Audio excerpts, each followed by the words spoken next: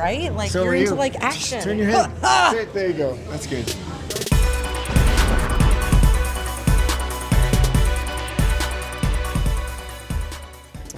Hey everybody, super excited to be here at Austin Action Fest with Mr. Keith Strandberg, writer, and what else did you do on No Retreat? And producer on No Retreat, No Surrender.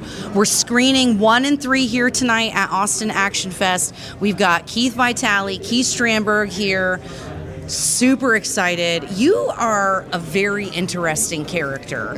So this was one of the things that I thought was so interesting when I started helping with the film festival is you're not just a writer, producer, stunt person. You're doing stuff with watches. You're doing stuff with kids, I think, too. Like you got some. So why don't you tell our audience a little bit about the things that you do outside of film?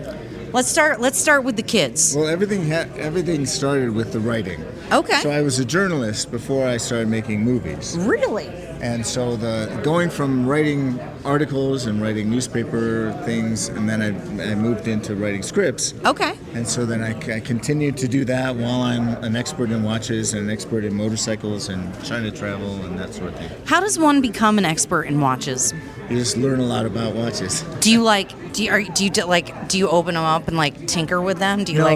I work for a company called Beauvais. Okay. And so I teach the retailers how the watches work. I teach them how to set the watches because they're very complicated. Yeah. Where does that passion come from?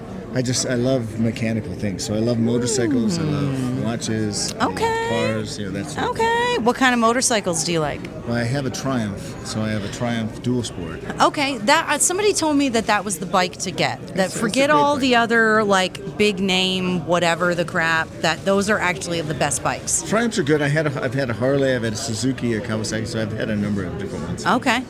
So you're a watch fanatic. And then you do stuff with kids. I teach kids. You teach kids. Yes. Okay, so tell us about teaching kids. Well, I teach kids in the martial arts, and I also teach them writing. So. Is it like the same kids? You teach both things, or is it different classes? Different classes. Yeah. So what martial arts do you teach? Well, I'm a black belt in Isshinryu, which is an Okinawan style. Okay. Have you studied martial arts? I studied is like a really loose term. So like I took Shotokan karate for a minute, and then I took Krav Maga, which is some people would argue is maybe not a martial art. I don't know. It's more of a system. But yeah. So I've done some stuff like that. Okay. But yeah, good. so I know how to kick and punch. Very I good. can look mean on TV, on the camera. Ugh, right? That's my mean face. You guys, that's my mean face. No. But actually, I've always been really fascinated by, I grew up doing gymnastics and being very physical. So it was natural when I got out of high school and there wasn't sport opportunities. It was like, oh, this is, I guess, what people do. You can go do martial arts or you can, go do other things. So that's what I did. Oh, very good. Well, Yeah. I credit the martial arts for a lot of my success because it gave me the confidence and the discipline to keep going, to persevere, in the hard times. Okay. Say more about that.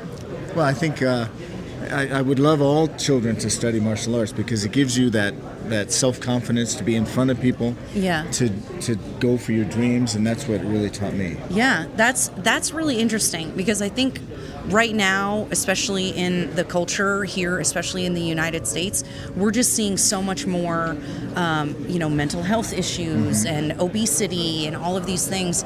And one of the things about martial arts is how it's like, meditation isn't the right word, but there's like a mindset that goes along with it, right? A lot of people call the martial arts moving meditation. Okay. So, when you're sparring somebody, you can't be thinking about the problems in your life or you're going to get smacked. Oh, yeah, that's true. So you have to focus on the moment. Yeah.